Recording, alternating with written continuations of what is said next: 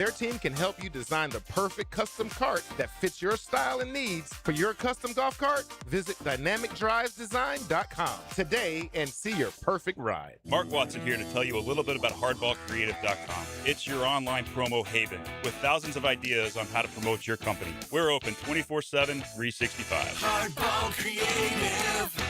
Hardball does it all.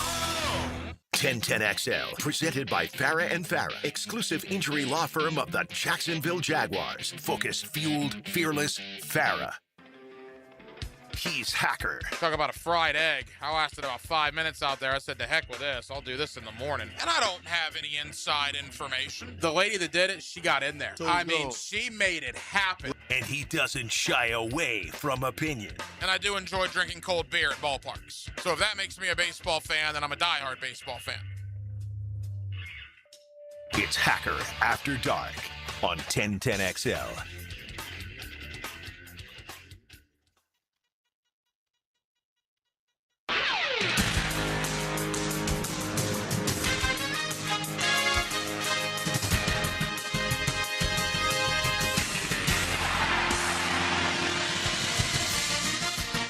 Oh, yeah. Can you feel it? The madness of March is here. What a day we've had so far. What an evening we hope to have. Welcome into Hacker After Dark. We are live. Mr. Chubbys Wings out in Ponte Vedra. Come on out and join us. We're out here till 10 o'clock, and the party will go long after that. 150 Valley Circle out in Ponte Vedra Beach. You know where Mr. Chubbys is. It's an institution out here, and it is absolutely rocking. Thursday action of the NCAA tournament. How are your brackets looking? That is the question. I'm not looking too bad right now. 6-2 through 8. Boy, had a little fly in the ointment with High Point. I'll get into them in a moment as they knock out Wisconsin. It was not a great start to the day for the Big Ten Conference. Ohio State gone. Wisconsin gone. Boy, we almost had one of the biggest upsets in the history of the tournament. Siena had a double-digit lead on Duke at halftime. Siena actually had a 13-point lead on Duke with about 13 minutes to go. But the Duke Blue Devils, to their credit, came back, got the victory. Siena did something that hasn't happened in the tournament in almost 45, actually a little over 45 years. They didn't have anybody on their bench come into the game. They played all of their starters every minute of the game. I've never seen that. 5 guys for Siena played the entirety of the basketball game. They seem to have gotten worn down a little bit by Duke. Duke survives with a 6-point victory. They advance to take on TCU, who did knock out Ohio State earlier on. All right, games going on right now. North Carolina, a 39-28 lead over VCU. That has just started second half action. That is the 6-11 matchup in the South region. In the Midwest region, 5 minutes to go in the first half, Michigan, a 37-29 lead over Howard. That is the 116 in the Midwest. In the West, a little bit of an upset brewing. Texas, who won in Dayton 2 nights ago over NC State. They're an 11. They lead the 6 seed BYU 28-21 with about 8 minutes to go in the first half. And Texas A&M up early 17-13 on St. Mary's. That would be a mild upset. A&M is the 10. St. Mary's is the 7 in the South region. Nice start for the Southeastern Conference. Arkansas in the win column earlier today. Vanderbilt in the win column earlier today. We see that Texas is leading BYU. We see that Texas A&M is leading St. Mary's. Later on tonight, Georgia, Mike White and the Bulldogs scheduled for a 9:55 tip. Bulldog fans, hope you got some rest earlier today. You're scheduled for a 9:55 tip tonight in the 8-9 matchup against St. Louis there in the Midwest region. So we will keep you updated. 4 games going on right now, 4 games still to come, the opening Thursday of the NCAA tournament. Certainly a lot of college basketball talk tonight. We will talk about the National Football League, the NFL. Devin Lloyd talked to the media earlier today in Charlotte. Got some thoughts on some of the things that he had to say. The Jaguars, again, remain very, very quiet. We see more signings in the NFL, yet Jacksonville, to this point, all they've done is add Chris Rodriguez at running back. It certainly appears all eyes here in Jacksonville need to turn towards the NFL draft. Just over a month away now. In fact, the first round of the draft, I believe, is 5 weeks from tonight in Pittsburgh. The Jaguars, 11 picks overall, 4 picks in the top 100. We will talk some Jaguar football in just a little bit. JP Shadrick, Jaguars.com and Jaguars Radio will stop by in less than 15 minutes, and we'll talk about Chris Rodriguez. We'll talk about the departures of Travis Etienne, of Devin Lloyd, and what all that means moving forward for Jacksonville. We'll also crunch the numbers, do a little analytics, decimal points, percentages, and such. Daniel Griffiths of Action Sports is one of our favorites to crunch the numbers with. He will join us coming up tonight on Hacker After Dark towards the top of the 9 o'clock hour. Again, live, Mr. Chubbys Wings out in Ponte Vedra until 10 o'clock. We do hope you join us for Thursday night action here during the NCAA tournament. Every night on Hacker After Dark, we do kick it off with a big deal of the night and Aaron Williams. Let's do that right now. Time now for the big deal of the night. What's the big deal? What is the big deal? No, because it is a big deal. On Hacker After Dark. I said last night, for a 4 consecutive day period, I don't know if you can beat from Thursday morning to Sunday evening rounds 1 and 2 of the NCAA tournament. Is it Super Bowl Sunday? No. Is it the opening Sunday in the National Football League? No. But I'm talking 4 straight days, roughly 96 hours. Sunrise Thursday morning, sunset Sunday evening, 48 basketball games. That's the beauty. Only 8 games have been completed. We got 40 more of these things to go over the next 72 hours. I absolutely love it. And I love it for stories like we saw earlier today. Do I know anything about High Point? Nope. Do I know anything about the Wisconsin men's basketball team? Not really. Probably seen them once or twice this year. But man, I was locked in the final 3 minutes of that game. I was pacing around in my living room, basically because I didn't want to lose Wisconsin in my bracket. But more so, that's what March Madness does.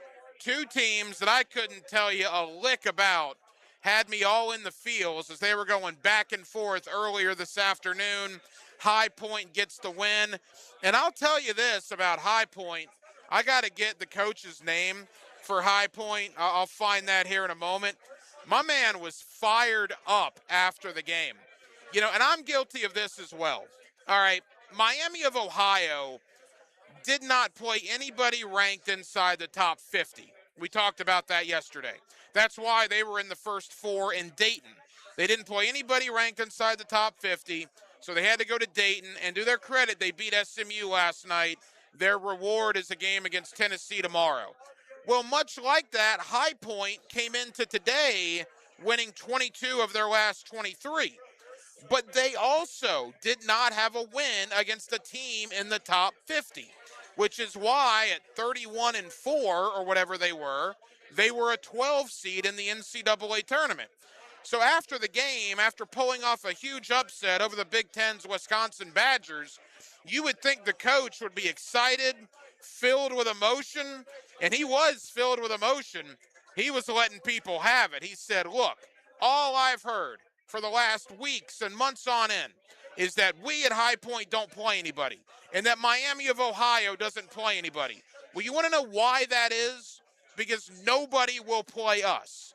We can't get anybody to do home and homes with us. We can't find anybody that will play us on a neutral court. The only people that'll play us make us go to the road, and they don't give us a home game in return.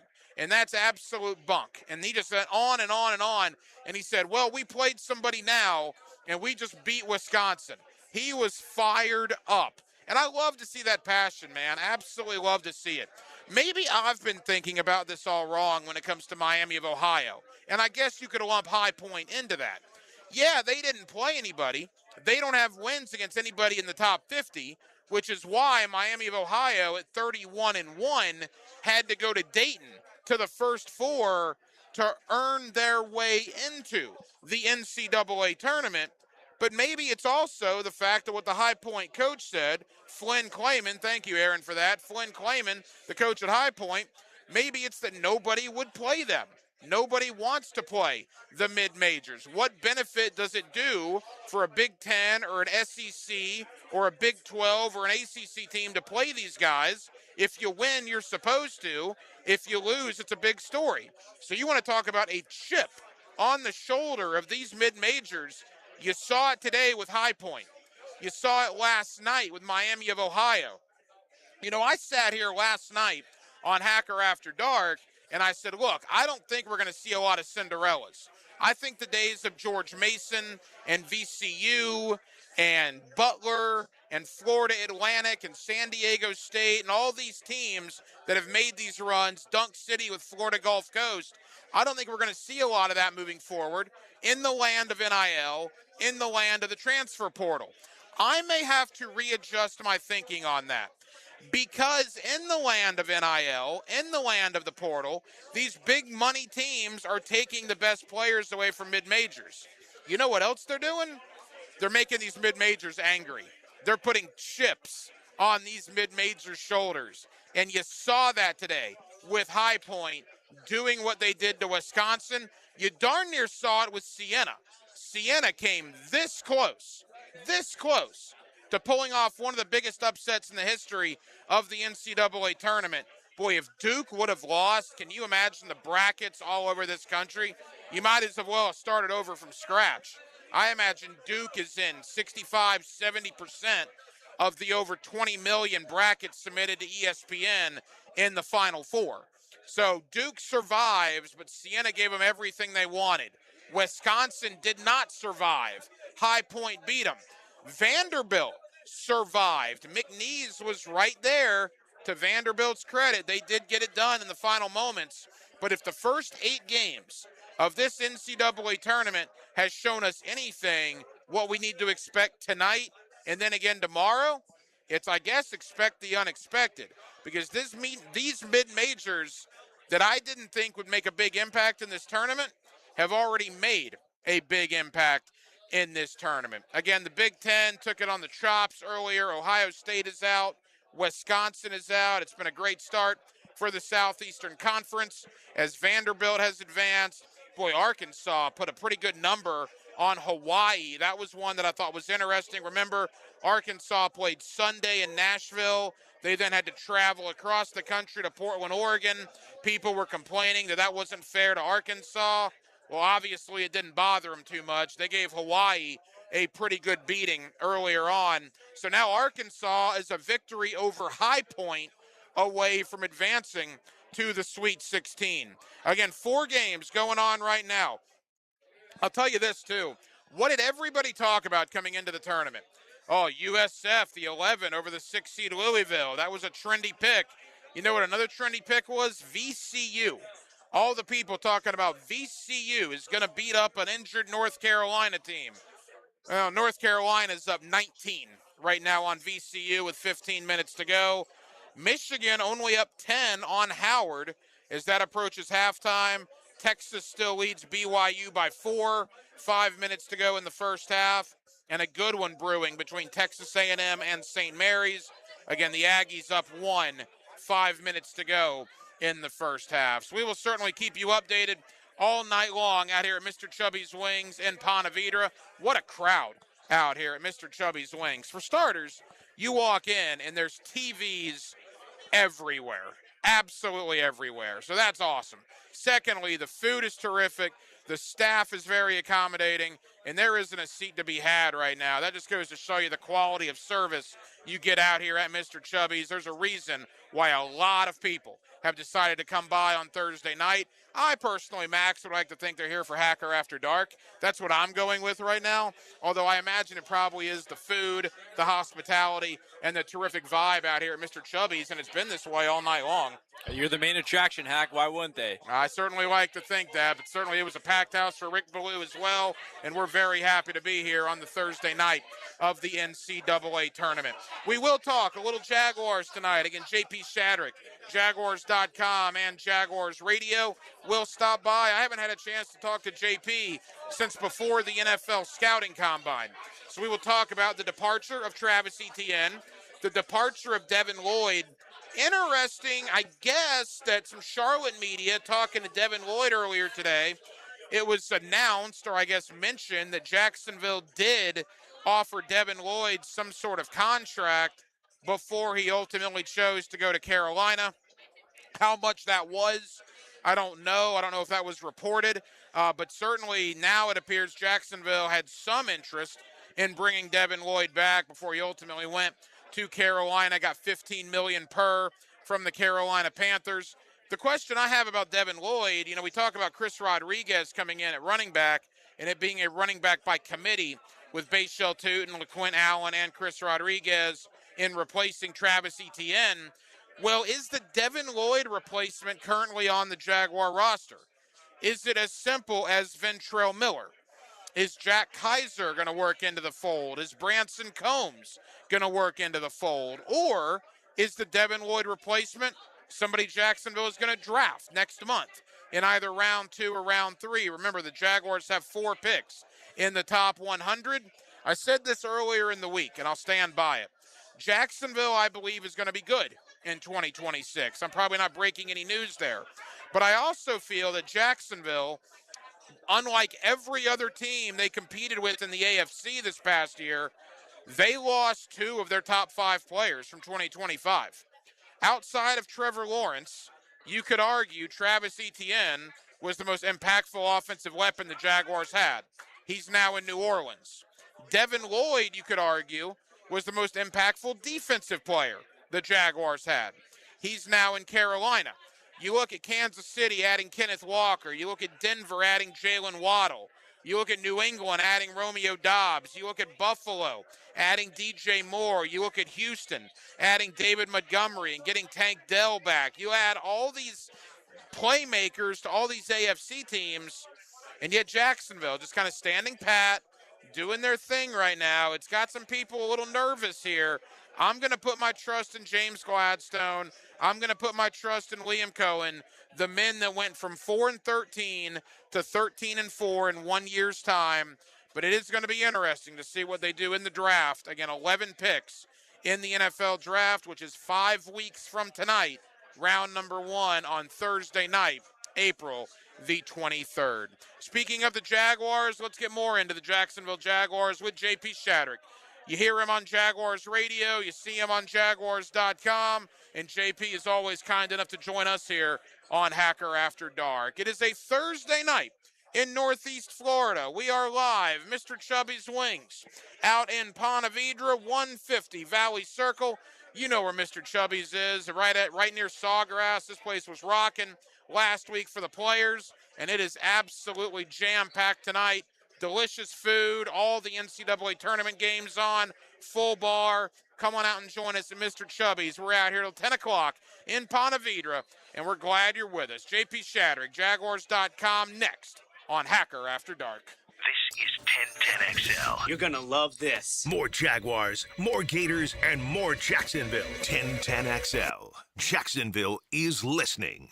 Rick Ballou here with a congratulations for John's Auto. They've been in business in Jacksonville for 40 years. That's right, going all the way back to 1985. Right now, they'd like to thank each and every one of you who's ever gotten their vehicle serviced at John's Auto. So, car, truck, or diesel, all makes, all models, whether it's a routine maintenance or a complete engine overhaul, go to John's Auto on Arlington Road, JohnAutomotiveJacks.com. I'm with Greg from Cycles of Jacksonville. Triumph did a really cool thing last year, Greg.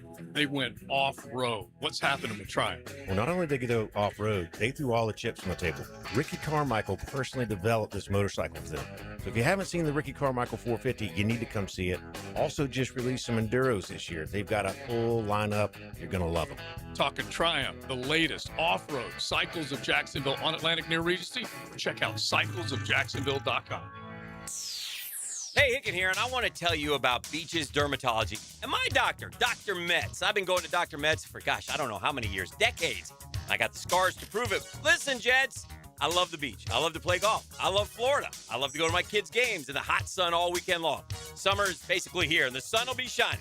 Don't forget your sunscreen. Trust me on this. You need to go get checked out today. It's more important than you think. Give Beaches Dermatology a call online at beachesdermatology.com.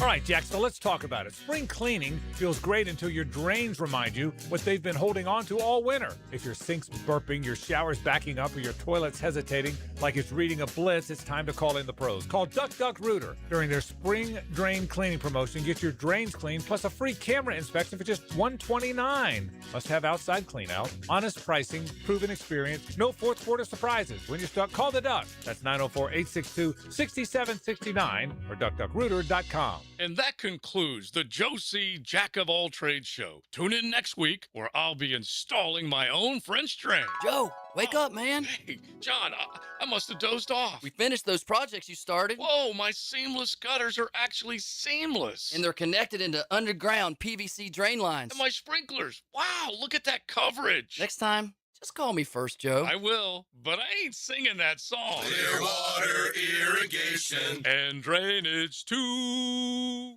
The price of gold is soaring, and the price of silver is near record highs. If you've got gold or silver just lying around, Estates Roadshow wants it. Broken chains, old rings, coins, watches, diamonds, vintage jewelry. If it's valuable, they're buying it. No appointment needed, just walk in, get a free appraisal, and walk out with cash. They're also buying pre-1964 silver coins, flatware, sterling silverware stamped 925. They're buying coin collections, gold, silver, foreign, and domestic. Plus, they've been in business over 35 years with thousands of prior happy customers. Licensed, bonded, state-certified scales, highest tech equipment, employees with GIA certifications. The Estates Roadshow is happening 10 to 5 through Friday, close by in St. Augustine at World Golf Renaissance and Palm Coast at the Holiday Inn Express. Call Marshall at 609-781-6559 or go to estatesroadshow.com and follow Estates Roadshow on Facebook to see all upcoming events. Frank Frangie here for Coil Fencing. Since 1927, Jacksonville has trusted Coil Fencing to protect what matters. And I trust them too. From tough chain link to your commercial project to sleek aluminum fencing your HOA will love, Coil does it all. Did you know that Coil can also install, service, and maintain those automatic gates that help protect your neighborhood or business? To schedule a complimentary consultation, visit CoilJacks.com. That's COYLE Jacks.com. Coil Fencing, A+ rated with the Better Business Bureau, proud partner of the Jacksonville Jaguars. 1010XL, presented by Farah and Farah, exclusive injury law firm of the Jacksonville Jaguars. Still present, ready. Farah doesn't flinch. Here's another call on the 1010XL hotline, driven by Key Buick GMC, home of the lifetime powertrain warranty. Back here on 1010XL at 92.5 FM in the city of Jacksonville. We are glad you are with us. The NFL offseason continues turning right along. Week 2 of NFL free agency, seemingly a big signing or a big trade pretty much every day over the last 2 weeks. And now we are just over a month away from the NFL draft. And for the Jaguars, I think more attention now begins to focus on that draft at the end of next month up in Pittsburgh. Let's talk about the Jaguar offseason with JP Shadrick. You see him on Jaguars.com. You hear him all over Jaguars radio, and JP's always kind enough to join us here on 1010XL. JP, how we doing, man? Doing well, man. This is kind of a strange little off season moving along. Not a whole lot of news around the Jags, but it's okay because that means the Jags are in a pretty good spot right now, Hack. Yeah, you and I spoke about a month ago, and you were heading up to the Combine at that point, and we said anything different about this offseason would probably be good based on years past. Well, this offseason's been very different, JP. Only one free agent brought in. Certainly they've had some departures. We'll talk about that. But from a mile-high view, how would you assess the Jaguar offseason to this point? Well, I think it's quite strategic. I mean, they they've done a few things. They brought some key players back that they feel like are contributors to this team, the guys they re-signed right before free agency. They let a few guys walk that, hey, might have been out of their number, their range that they were comfortable paying. And okay, that's fine. They've got draft capital to be able to hopefully kind of backfill some of those. And free agency is not over yet either, by the way. They've got some time. They didn't go in the first wave with a bunch of cash, but they can sign guys until the season. So like you're fine. So I don't think they're done. I just don't think they're making big splashes. They don't have the money to make a big splash, first of all. And the way James Gladstone talked about it a couple of days after free agency started, it's like, well, you know what? We have spent some of the compensatory picks that we've gained in the past to get some players that impacted the roster last season. And that is a little bit, I think, of the strategy, too. These guys that go away, in theory, if they play well for their next team, you'll be rewarded with compensatory picks in 2027. And when they changed the rule that you could trade compensatory picks, that changed everything. The value of those went up drastically, and you can move them around. You used to not be able to do that. So that's the strategy right now. They're in a pretty good spot, I think. They've got a few key things they can work on in the draft, but there's no need to panic. And that's kind of where they are right now. And that's where they've known they were going to be, I think, for a long time. JP, I think, guys that cover the team, people around the organization, they tried to prepare the fan base for the departures of probably both Devin Lloyd and Travis Etienne. And look, I think the fans were probably prepared for one of those guys to go. I do think from a fan base perspective, there might have been a little shock value last week that both of them went. Were you surprised that the Jaguars, from what it appears, had very little interest of bringing back either guy? No, I'm not. I'm sure there was probably interest, but they're not paying $13 million for a running back a year. That's just not going to happen. That's what Etienne got, or Etienne. He changed the pronunciation of his name. That's what he got in New Orleans. That was never going to happen. Like, okay, and they drafted 2 last year, and they went and signed Rodriguez. Okay, for about $5 a year. It's a running back committee, and that's what it was always going to be. They don't have to pay $20 million for running backs unless it's Saquon Barkley or something. They don't feel like they have to do that. And in the linebacker spot, there's that the train of thought that you don't have to pay that kind of money for that position. There are players out there that can fill that role. Maybe not as impactful, but you could argue that Devin Lloyd might not be as impactful as he was. That might be an all-time season for him. I mean, 5 interceptions doesn't happen for corners, so that's a huge hill to have to climb every year for Devin Lloyd. So I don't, whoever's complaining about that, Hacker, obviously didn't listen to Jaguars Happy Hour the last month and a half, because we were waving the warning flags. Hey, get ready. I don't think this is going to happen. And it didn't happen. So there you go. I'm not shocked by either one. I'm really not. I think they have plans in place, and that's part of the business of being a pretty good football team. You have to make tough decisions like that because you can't pay everybody all the time.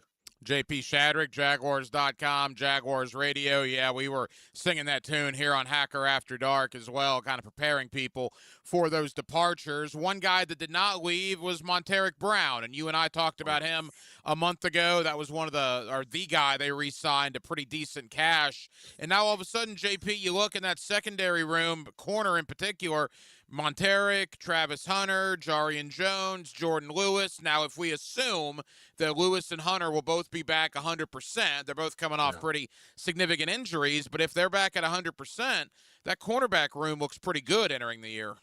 Yeah, it does. And, obviously if Hunter is focused on defense mainly, then that really steps up that room a whole lot. And then to your point about Lewis, I mean, what is he, 10, 11 years in now?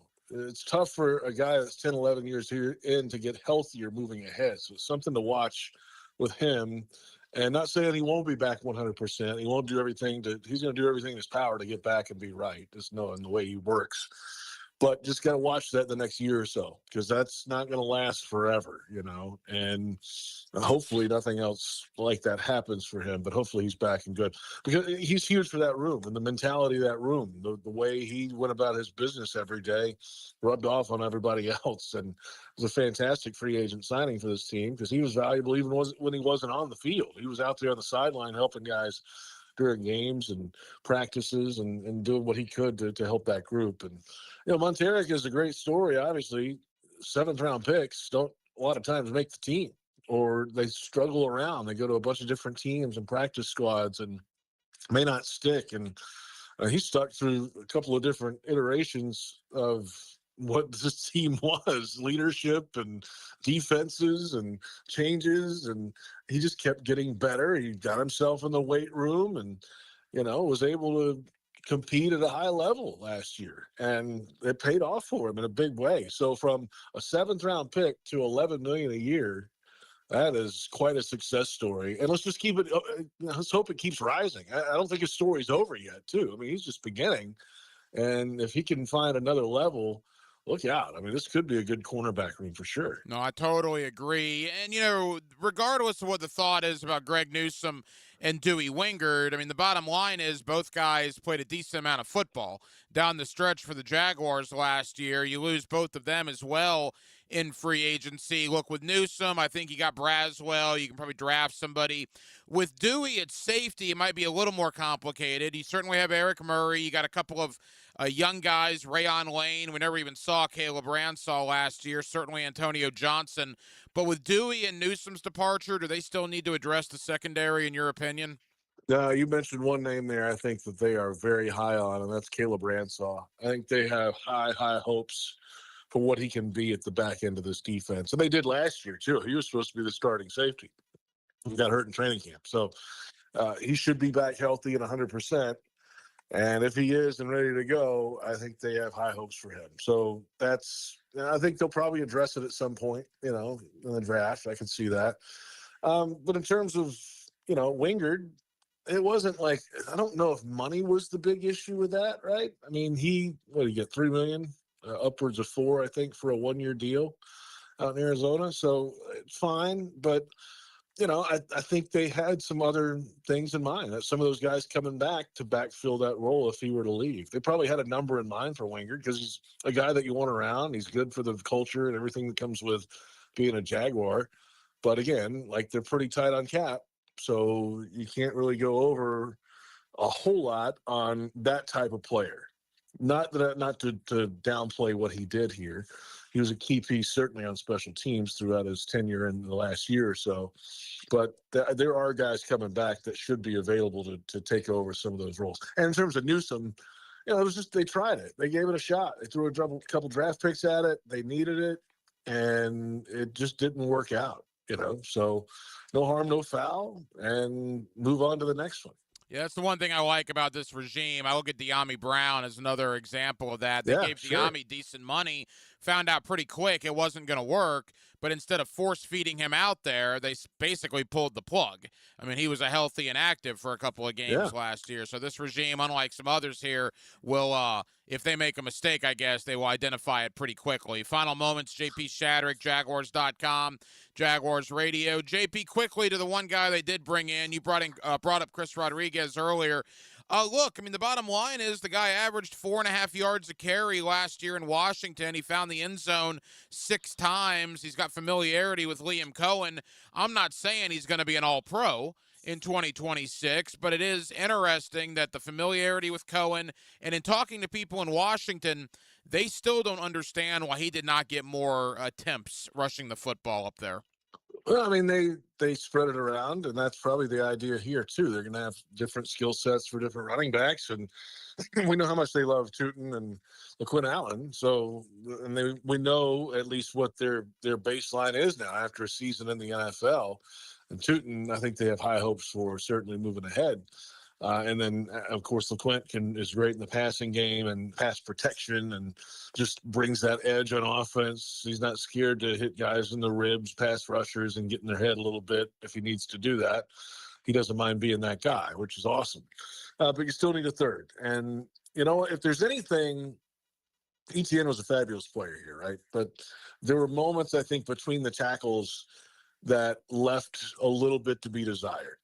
And if they could work on that, if they have more consistency in the running game between the tackles, then, okay, you got the wide stuff with Tootin. And well, he was kind of between the tackle guy, right? Because I think by default, because ETN was not consistently doing that. So Tootin actually was doing a lot of the physical stuff last year. But if you can get Tootin out wide, he's got the speed we didn't see a lot until the end of the season. And then, okay, you use Rodriguez on the interior stuff. I think there's a whole kind of different combination of things they can do now because they have three different guys that can do three different things. JP, as we begin to wrap up, I want to end with a thought on James Gladstone. So like you said, he held that press conference last week, and he was talking about the compensatory picks. And I think locally it was received a little bit better than it was nationally. Look, I really like James Gladstone. What he did as the first-year GM, going from 4 wins to 13 wins. But there's no doubt that he's a different cat in some of his line of thinking. And when he was talking about, accumulating these compensatory picks and losing guys like Lloyd and ETN, I know nationally that got a little bit of some interesting reaction. What was your take on that?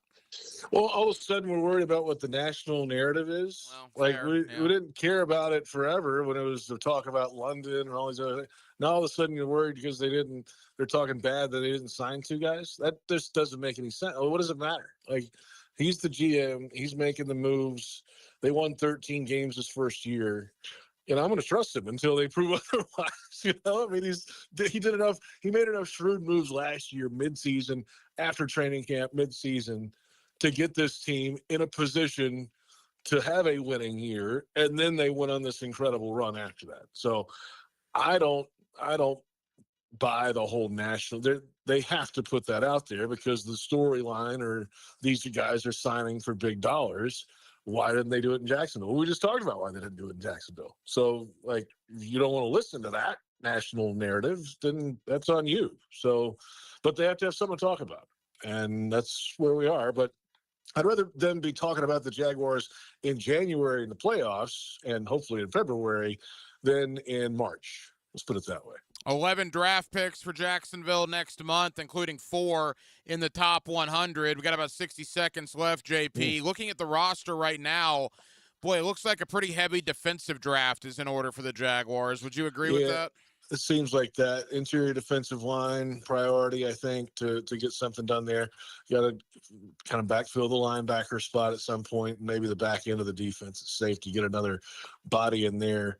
A couple secondary guys. I could see that definitely being a defensive heavy draft because they were heavy on the other side last year. So it's you can't fix it all in one year, Hack. You know that. So I think it's defense. There's some guys that departed that they've got to figure out. And let's see if they figure out some other stuff in terms of extensions and things as this offseason moves along. Like Trayvon Walker talking about that, How long does Oluokun have in the league, right? You got to think about long-term, some of the veteran guys that are on this defense still. How do you backfill that in a year or two's time is something to think about with this draft. I know the cameras for Jaguars.com are always rolling. I know we saw a little bit of footage already from some behind-the-scenes, talks in the coaching offices. What can we look forward to, Jaguars.com and Jaguars Radio in the coming weeks? Well, a whole lot of the same conversation we're having now, honestly, Hacker. There's not a lot happening, right? I mean, this is what it is. And so we'll talk kind of position group by position group and see what they've done, what they need, and that's kind of where we are. It's kind of no man's land right now. Players aren't in until late April this year, and then the draft's not until late April. We'll have some news probably coming out of the owners' meetings at the end of March about where the Jags are going to play in 27. But in terms of football talk, it's just kind of what it is until they make some more moves. JP Shadrick, Jaguars.com and Jaguars Radio. JP, I know you're busy, man. Thank you as always for the time. We'll do it again soon, pal. Sounds great, Hack. Appreciate it. Streaming live from the XL Digital Studios. Polished by Harbor Dental Care, the locally owned smile restoration experts.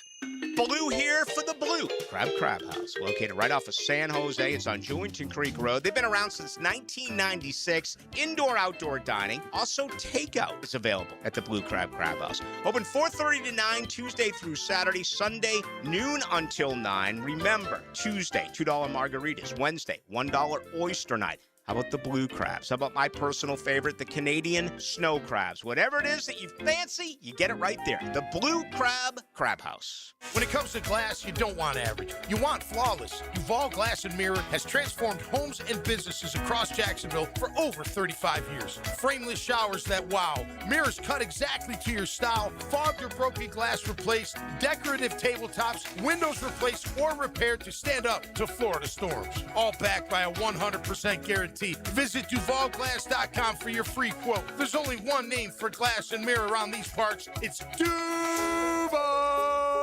If you are an experienced electrician looking for your next big opportunity, look no further than the Miller Electric Company, a trusted name in the industry for over 96 years. At Miller Electric, we tackle the biggest projects in the city, offering you the chance to showcase your skills on a grand scale. We believe in rewarding hard work with the best pay, top-notch benefits, and an unbeatable culture where people actually care about each other. Take your career to new heights with Miller Electric Company. Apply today at millercareers.com. Miller Electric, an equal opportunity employer.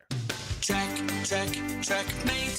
I'm Brendan Cecilia, founder of Checkmate Coatings. And I'm Chester, Checkmate's mascot and brand ambassador. Why do you even talk in these ads? People see me on the trucks, Brendan, so they expect to hear from me as well. But I have over a decade's experience personally installing high-quality polymer floors right here in Jacksonville. Well, I'm a professional mascot, riding around on the side of your trucks, smiling at passers-by. Then could you at least tell people about our two-stage polymer application process?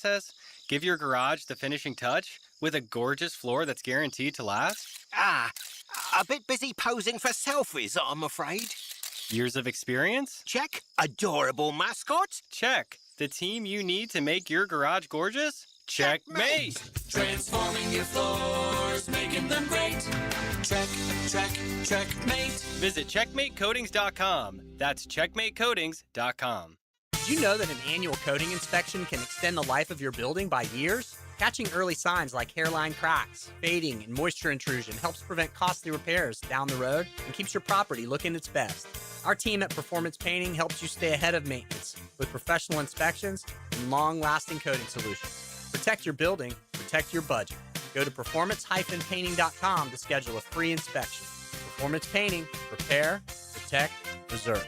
Performance Painting. Hi, I'm Sean Monahan from Monahan Jewelers in Atlantic Beach. Since 1977, we've been Jacksonville's local family jeweler with a beautiful selection of fine jewelry and certified diamonds. But we're also Jacksonville's leading buyer of gold, silver, and diamonds from the public. Gold has recently hit an all-time high at over $5,000 per ounce, and silver is over $100 per ounce. Pay bills, buy something fun. Now is the time to sell your gold and silver for cash and get top dollar, or trade it in for a new piece and get even more at Monahan Jewelers in Atlantic Beach. 1010XL, presented by Farah and Farah, exclusive injury law firm of the Jacksonville Jaguars. When it's game time, Farah doesn't flinch.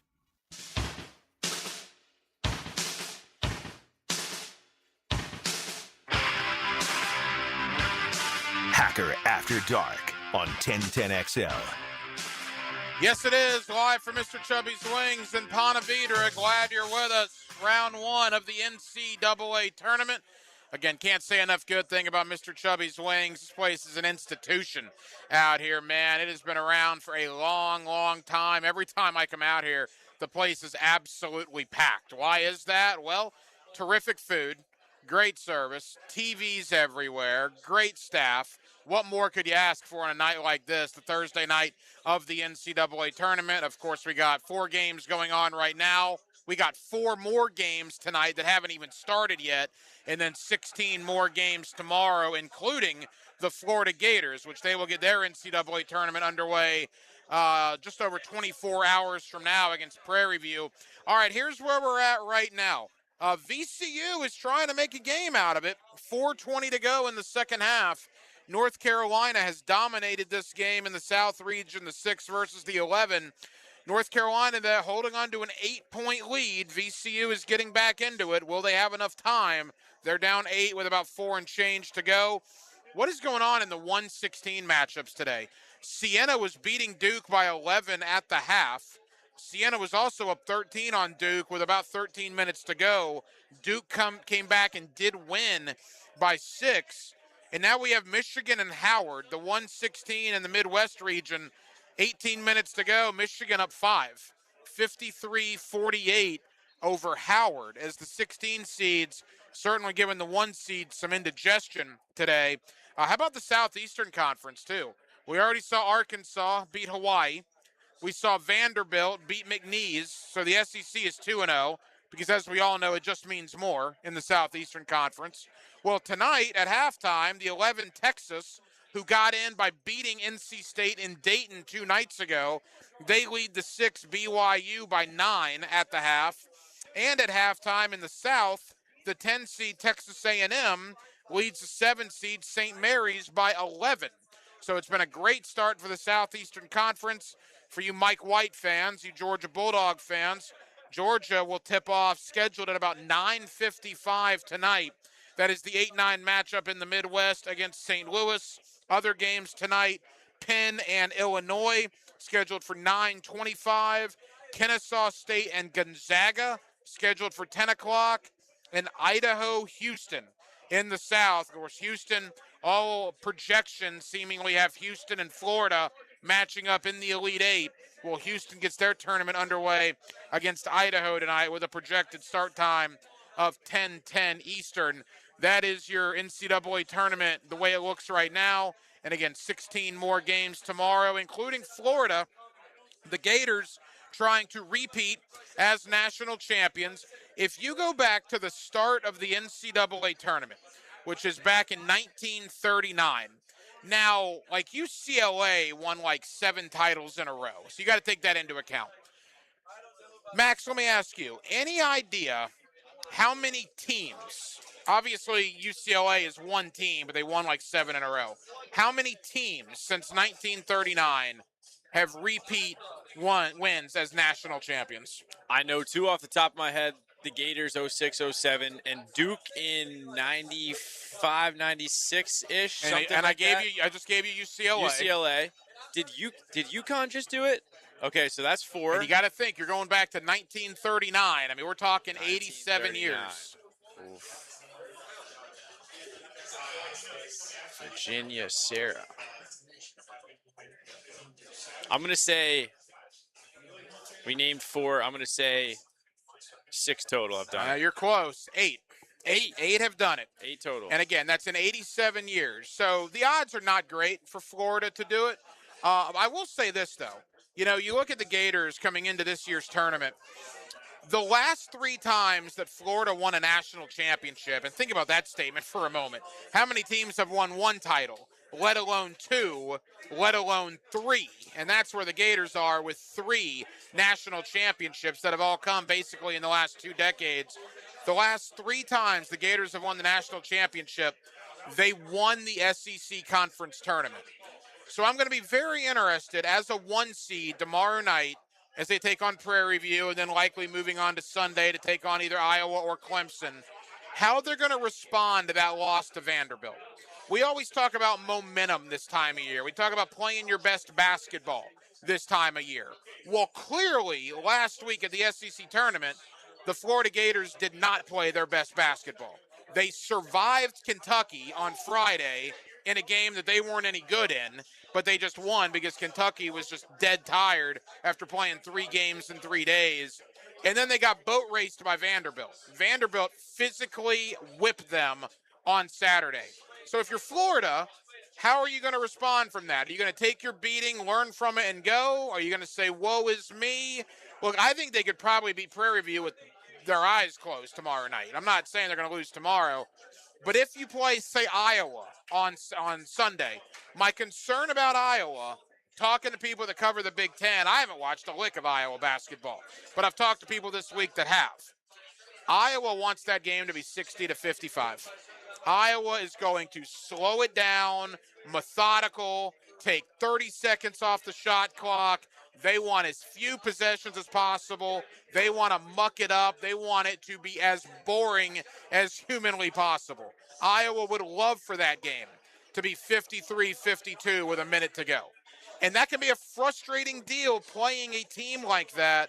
So will Florida be mentally ready after losing like they did to Vanderbilt to regroup and to get out of Tampa? They are in Tampa tomorrow, and of course they would be in Tampa on Sunday to play the winner of Clemson and Iowa. And of course, as we've talked about this week, Todd Golden has already accomplished something that Billy Donovan never accomplished. The Gators have never been back-to-back number one seeds in the NCAA tournament until right now. Last year they were a 1. This year they are a 1. Remember when Billy won his back-to-back titles, the Gators were a 3 seed in 05-06. They were a 1 seed 06-07, but they were not back-to-back 1 seeds like Todd Golden and the Gators are this year. Boy, VCU is coming, man. North Carolina holding on to a 74-70 lead in the 6-11 matchup in the South region. Michigan beginning to pull away a little bit. They lead Howard 63-54 with about 16 minutes to go. Again, we will keep you updated. Live from Mr. Chubbys Wings in Ponte Vedra. Come on out and join us. Delicious food, tasty beverages, great wait staff. Will and everybody out here does such a terrific job. We hope you come join us until 10 o'clock tonight, and this will be a great place to watch games all tournament long. Mr. Chubbys Wings in Ponte Vedra. Come on out and join us tonight here on Hacker After Dark. Coming up next, back into the National Football League. A reminder, Daniel Griffiths will crunch the numbers, decimal points, percentages, a little analytics with Daniel Griffiths of Action Sports. He joins us coming up in less than 20 minutes. Thursday night, an NCAA tournament. Thursday night here in Northeast Florida. In Jacksonville, we're glad you're spending it with us right here. Live from Mr. Chubbys in Ponte Vedra, it's Hacker After Dark. The 1010XL Sports Network delivers podcasts, video, and exclusive content across every platform. Jacksonville Sports reimagined at 1010XL. Been in a car crash? I'm local attorney Rick Alexander, and I've made it our mission at the Alexander Law Practice to listen to you so I can fight for the best possible result for you. I've been practicing over 30 years, and our team focuses on guiding you through the entire process. And because fees and reimbursement costs come out at the end of the case, I will never ask you to come out of pocket. For a free review, call 904-400-6600 or log on to alexanderlawpractice.com, Jacksonville. Did you know your roof ages from the inside out? By the time you see a leak, damage already exists beneath the shingles. Sun exposure, humidity, and seasonal storms slowly weaken roofing materials over time. If your roof is 15 years old or more, then now is the time to start planning, not reacting. At Endless Summer Roofing, we provide professional inspections and clear guidance so you can make informed decisions. Visit EndlessSummerRoofing.com to schedule a free inspection. Endless Summer Roofing, protecting your home from Florida's endless summer. Hey Jacksonville, this is Dr. Kevin Kaplan, proud partner and orthopedic specialist of Jacksonville. We're honored that the Jacksonville Icemen rely on our team for their sports medicine and orthopedic care. We built this practice with one mission, to raise the bar for orthopedic care right here in our hometown. Faster access, smarter treatment plans, and better results. Whether you're recovering from a sports injury or managing joint pain, we're here to help you get back in the game, stronger and pain-free. Visit osjax.com to learn more. That's osjax.com. MyGate Rewards members, this deal is just for you. Right now, grab any 2 12-ounce Red Bulls and get 2 of your favorite roller grill items for just $1. When you need a boost, Gates got you. See store for details. Patrick Young here, a.k.a. the Big PY, and you know I love my Florida Gators. Now you can hear my Gator basketball instant reaction following each Gator Hoops game. Look for my takes on the social channels of 1010XL. Brought to you by VanguardSportsLeagues.com. All right, Jacksonville, let's talk about it. Spring cleaning feels great until your drains remind you what they've been holding on to all winter. If your sink's burping, your shower's backing up, or your toilet's hesitating like it's reading a blitz, it's time to call in the pros. Call Duck Duck Rooter. During their spring drain cleaning promotion, get your drains cleaned plus a free camera inspection for just $129. Must have outside clean out, honest pricing, proven experience, no fourth quarter surprises. When you're stuck, call the Duck. That's 904-862-6769 or duckduckrooter.com. If your ride is making strange noises, don't wait and make it work. Come to Action Transmission on Merrill Road. My expert technicians can diagnose the problem and likely fix it fast. Experience the difference at Action Transmission on Merrill Road. 1010XL, presented by Farah and Farah, exclusive injury law firm of the Jacksonville Jaguars. Focused, fueled, fearless, Farah.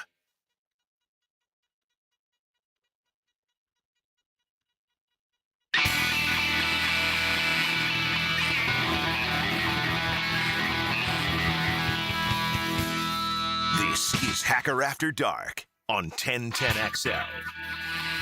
Approaching halftime, Hacker After Dark. We'll take you up till 10 o'clock, as we do every night right here on 1010XL and on 92.5 FM. A couple of news and notes around the National Football League from earlier today. Carson Wentz back with the Minnesota Vikings. Interesting signing there. As we know, Minnesota has also brought in Kyler Murray, and J.J. McCarthy is still there. So what does that really mean for Minnesota? I don't know necessarily. One would think that Kyler Murray and J.J. McCarthy are going to be your two quarterbacks. Carson Wentz being brought back today is interesting. Maybe he just simply couldn't find anywhere else to go, but that's certainly something to keep your eye on. We talked about this a little bit last night. The Eagles are bringing in Andy Dalton to back up Jalen Hurts. Boy, Andy Dalton's been around for a long time, and he now finds work with the Philadelphia Eagles backing up Jalen Hurts. You know, you look at the landscape of the National Football League. In the AFC in particular, a lot of big-time moves were made, right? We've talked about it. Jalen Waddle to Denver, DJ Moore to Buffalo. You obviously have Kenneth Walker to Kansas City, David Montgomery to Houston. You can go on down the line. Well, in the NFC, let's kind of take stock of what's happened.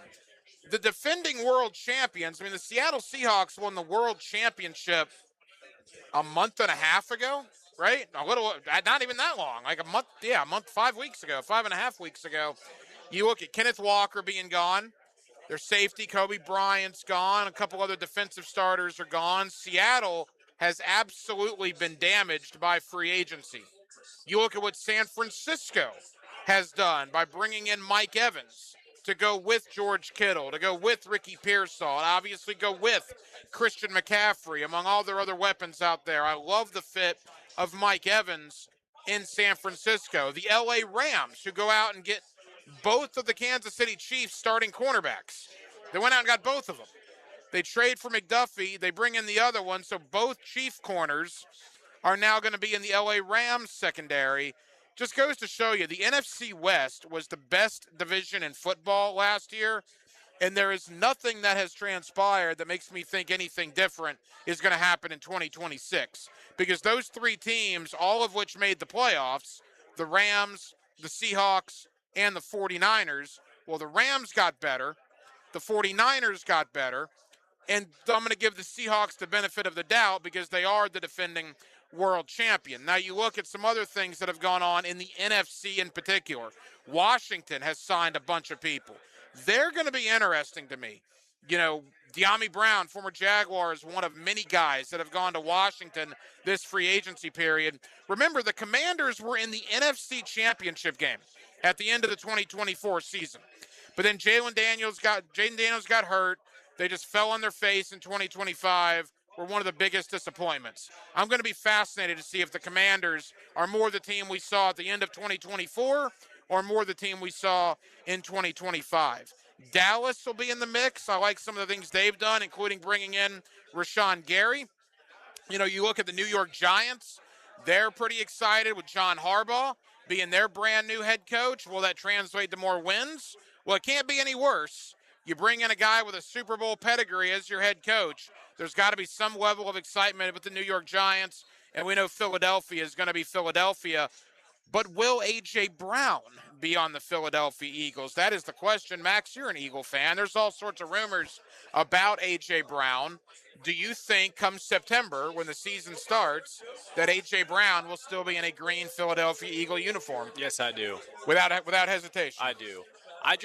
There's so much media attention around A.J. Brown, and it's been that way. I mean, he attracts a lot of it. He does it to himself. But I think in reality, there's too much to lose. There's too much dead cap. And I don't think that Howie Roseman lets him get away. I think that he's an Eagle. I would tend to agree with that, but there's still a lot of smoke around A.J. Brown. We'll see. Wow, did VCU tie it? They're down 1. VCU's down 1. Foul. You got a foul, yeah. So North Carolina 76-75 over VCU. What just happened there? Wow. All right, so we'll All right, keep they you tied it updated. It is tied. Yeah, it's 75-75. So VCU did tie it at 75. It'll be North Carolina basketball.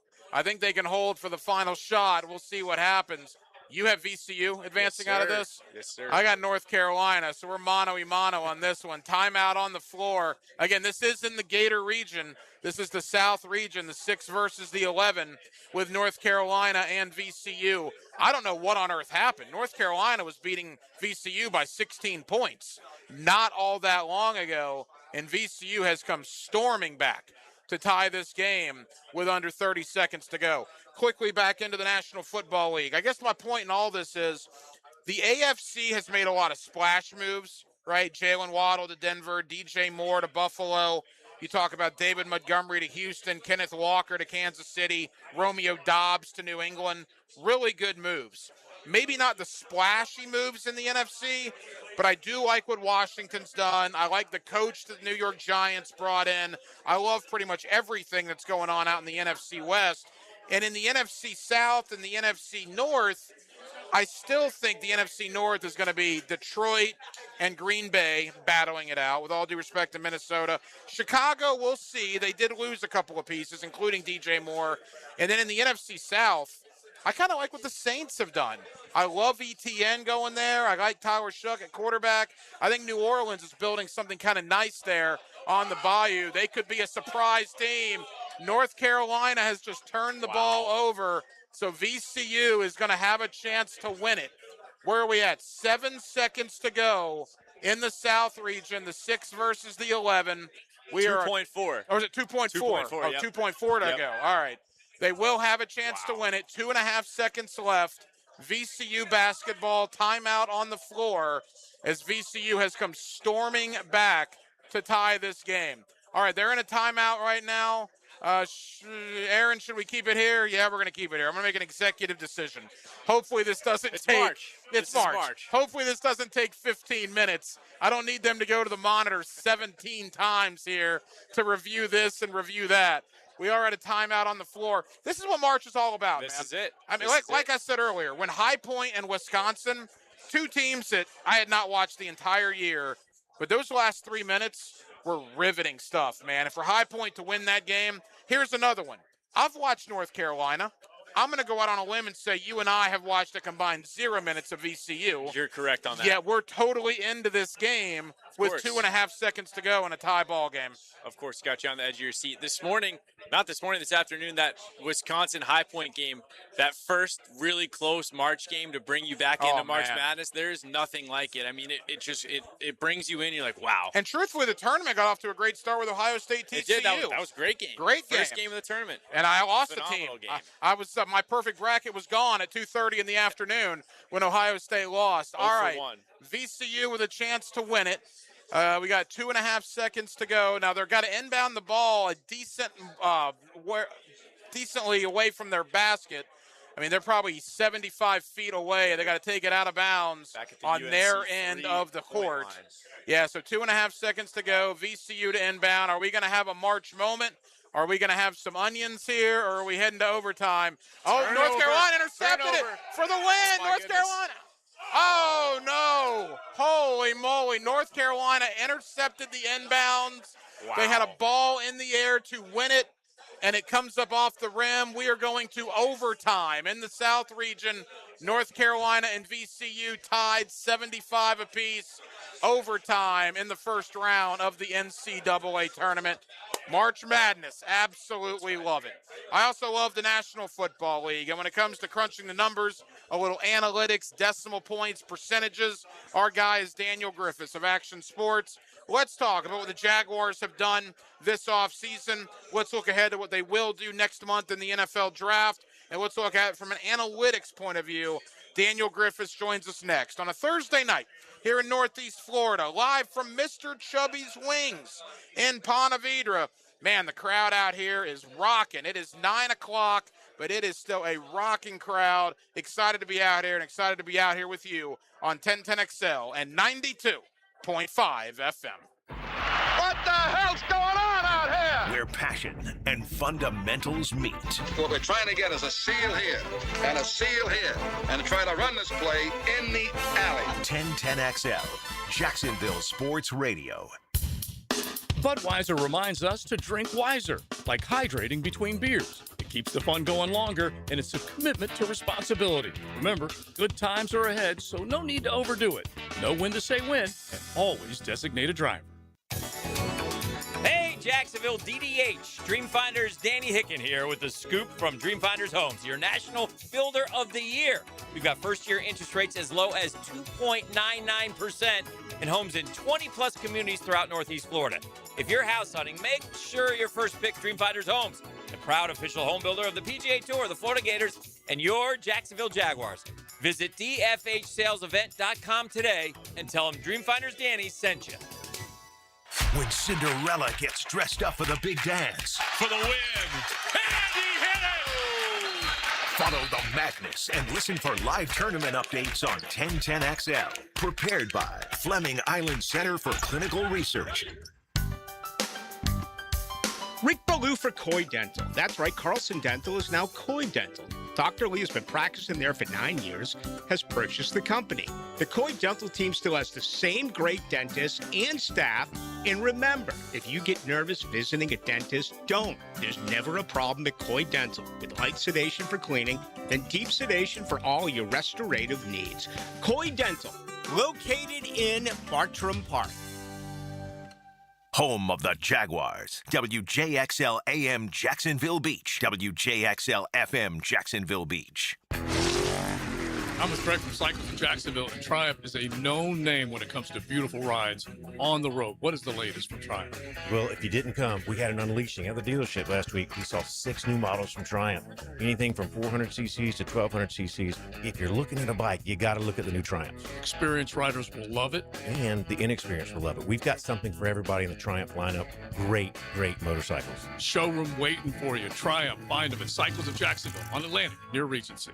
The price of gold is soaring, and the price of silver is near record highs. If you've got gold or silver just lying around, Estates Roadshow wants it. Broken chains, old rings, coins, watches, diamonds, vintage jewelry. If it's valuable, they're buying it. No appointment needed, just walk in, get a free appraisal, and walk out with cash. They're also buying pre-1964 silver coins, flatware, sterling silverware stamped 925. They're buying coin collections, gold, silver, foreign, and domestic.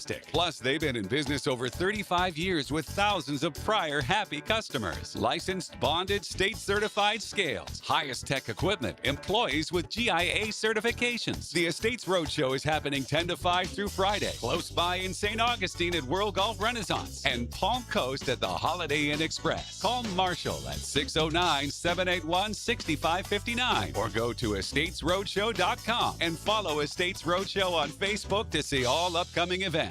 Hi, this is Dale Murray with Murray Automotive Group in Stark and Kingsland. Save yourself from those big city dealers and their fast-talking mumbo-jumbo. No matter what your automotive need is, we've got you covered. Ford, Chrysler, Dodge, Jeep, Ram, and nobody beats our prices. I mean nobody. Shazam! Plus our exclusive 15-year, 150,000-mile warranty included on every qualified vehicle. And we'll trade anything from high heels to wagon wheels. Compare our prices online at ShazamAuto.com. Then come see me, Dale Murray. I'll be waiting for you. Shazam! 1010XL, presented by Farah and Farah, exclusive injury law firm of the Jacksonville Jaguars. Still, present, ready. Farah doesn't flinch.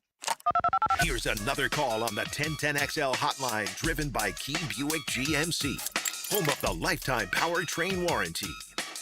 Back here on 1010XL at 92.5 FM in the city of Jacksonville. We are glad you are with us. The NFL offseason is moving right along. Week 2 of NFL free agency seemingly news every day. We saw a big trade with Miami and Denver earlier this week where Jalen Waddle was sent to the Denver Broncos. Obviously, we're just a little over a month away from the NFL draft, and we got a lot to discuss when it comes to the Jacksonville Jaguars. What do the departures of Devin Lloyd and Travis Etienne mean moving forward? What does the arrival of Chris Rodriguez mean moving forward? With that, let's crunch the numbers, and let's do that with Daniel Griffiths of Action Sports. He's all about the analytics. He's all about the percentages and the decimal points, and Daniel's always kind enough to join us here on 1010XL. Daniel, how you doing, man? Very well. It was a somewhat exciting week for Jacksonville. It took a little bit to get going, but I think we're after the press conference with James Gladstone. I think that probably we have a pretty good idea of what the Jaguars' plan was in free agency and going forward. Yeah, I think so, but I think about the fans, and it was kind of shock last week, right? I think most people had prepared to lose one of either Etienne or Lloyd. The fact that they did not bring back either one of them, that both have departed. From a fan base perspective, Daniel, that was probably a gut punch, was it not? Yeah, I imagine so. Especially, Lloyd, Etienne was kind of loved his entire tenure in Jacksonville, all 4 years that he played. And especially so when he got drafted, the relationship that him and Trevor Lawrence had. But Lloyd, it was a player that was kind of polarizing, I think, in Jaguars fandom. And then this year, when I was looking at the Jaguars' most impactful plays of the season, that changed, the highest level of win probability before and after that said play. It was just Devin Lloyd, whether it was the interceptions, the pick six. He was top 5 in pressures among linebackers, fumble recoveries. There's just so many plays this season that it felt, and games that felt, much credit to Devin Lloyd for putting the Jaguars in those situations on defense. So that's certainly, something that you're going to have to try to replace, whether it is with someone on the team, Ventrell Miller or Jack Kaiser. But there's some free agent options as well that would not count against the compensatory picks. That's something that James Gladstone talked about. Those being Bobby Okereke and Logan Wilson. Both of those guys were released, so they would not count against compensatory picks. Maybe the Jaguars decide to go that option or look elsewhere in the draft. Clearly, again, Daniel Griffiths of Action Sports, clearly Devin Lloyd had the best season of his career in 2025. Now, the question is, well, is it a contract year situation? We've certainly seen that. I mean, contract years, guys seem to play a little bit harder for obvious reasons. Was it Anthony Campanile? Because we saw something similar with Quay Walker in Green Bay. I think it might be a combination of the two, but I guess Jaguar fans need to hope that Anthony Campanile can do with whomever it is, Ventrell Miller, Branson Combs, Jack Kaiser, or somebody not on the roster, that Campanile can do that with what he did with Quay Walker in Green Bay and with Devin Lloyd here a year ago. And it certainly helps that you have Foye Oluokun next to you, whoever it is that they bring in. As much love as Devin Lloyd got this season, and rightfully so. 5 interceptions, top 5 in pressures, top 5 NFL rating and coverage. But the impact I think that Foye has is to whoever's next to him is also equally as helpful for any linebacker. I think that he played tremendously this season and maybe got covered up a little bit just because he didn't have the flashy interception numbers. But we talked about, I told you originally when we last spoke that if I had to pick one free agent for the Jaguars to bring back, it would be Monteric Brown. Mm-hmm. That's what ended up happening, simply because linebacker and running back for me and many teams, I'm sure, just aren't as valuable as running back and linebacker, and maybe that comes back to bite the Jaguars in the butt this season. But you have to be pretty happy if you're a Jaguars fan where the secondary is right now, with the quartet of Monteric Brown, Jordan Lewis, Jarian Jones, and Travis Hunter. I think that's a really strong secondary, especially at corner. No, I agree, and I'll get back to ETN in a moment. Since we're on the secondary, no matter what you think of Greg Newsome and Dewey Wingard, they did both play a lot of football last year. They both departed as well, Newsome to the Giants, Dewey Wingard to the Arizona Cardinals. So I guess, Daniel, my question is, what does that do to the secondary? There probably is much more certainty at corner than there is at safety right now. Yeah, you've got Caleb Bransaw is going to be interesting. We didn't really get to see anything from him last season. Maybe he plays Antonio Johnson's role from last season. But again, you have 4 strong corners. Campanile, at the beginning of last season, liked to run a big dime package, but then kind of went away from it in favor of base packages. Dennis Gardeck being somebody that played a lot in the back half of the season as opposed to the front half. But yeah, I think safety is going to be really interesting. I'm curious to see if they go get a guy in free agency or the draft, just because you had the loss there of Andrew Wingard. Daniel Griffiths crunches the numbers for Action Sports. He's all about the analytics when it comes to the Jacksonville Jaguars, and he's always kind enough to join us here on 1010XL. All right, the one guy they have brought in is Chris Rodriguez, and, you know, shame on me, Daniel. I was of the opinion, Rashad White, it was a Sean Tucker right down there in Tampa. Those guys had a relationship with Cohen. That's kind of the direction I was looking at. Chris Rodriguez never even crossed my mind, who also had a relationship with Cohen, not in the NFL, but back in college from their days at Kentucky. And talking to people up in Washington, I did get some people that told me that they don't know why Rodriguez did not get more opportunities up there in Cliff Kingsbury's offense last year. He averaged 4.5 yards per carry, had 500 yards rushing, found the end zone 6 times. That's certainly nothing to sneeze at. What is your thought on Rodriguez's arrival, and what does that do to the running back room with Tootin and LaQuint Allen also in there? Yeah, early on in the season, he wasn't really getting looks, and then he just kind of forced his way into getting playing time. The Jaguars have needed someone who could be a big bruising back. The short yardage situations have plagued them for seemingly ever. And Chris Rodriguez was second in the NFL in yards after contact last season, according to Next Gen Stats. 14th in rushing yards over expectation, which is something that they use based on GPS tracking and things like that to figure out, hey, how many yards is a running back supposed to get here? So he's the guy that can pick up yards. He's not so much a guy that's going to be a huge out of the backfield receiver. You're probably looking at LaQuint Allen for that, who was 10th among NFL running backs last season in playtime on third down, despite being a 7th round rookie. So that's awesome to see there. But I think that Chris Rodriguez fits what the Jaguars were looking for, especially well with Bashal Tootin, who's tied for the fastest NFL running back with Devon Achane, as well as LaQuint Allen on third down there. I don't think that he's going to have quite the role that ETN did, but I think that he fits what the Jaguars were looking for, and can certainly pick up those yards and make people, shrug people off, and that's something that Liam Cohen has talked about. And I think that his relationship with him at Kentucky is a big reason why everyone thought that it would be the Rashad White relationship, but it's the Chris Rodriguez Wildcat relationship that Jaguars ultimately brought in. Daniel, there's no doubt that James Gladstone is a different cat than most GMs in the league, and I'm a big James Gladstone fan. I mean, I think what he did last year in assembling this roster was pretty spectacular in one off season. But his compensatory pick comment from last week, I won't say ruffled some feathers, but maybe raised some eyebrows nationally among people that I've talked to.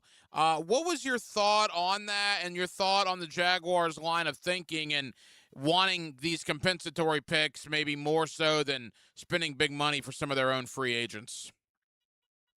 Yeah, it's interesting to hear a GM come out and say that. I'm sure a lot have thought it in the past. It's James Gladstone has already made such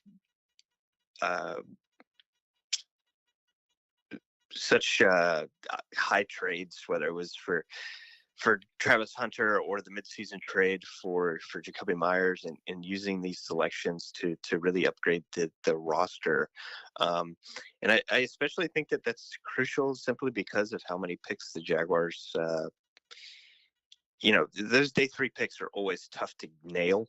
The Jaguars seem to do a pretty good job with it with Quint Allen this season, but if you have the ability to go get a guy that you believe can make it be a really quality starter on your team, a la a Jacoby Myers, and it only costs a couple of D3 picks, that I think that's certainly advantageous.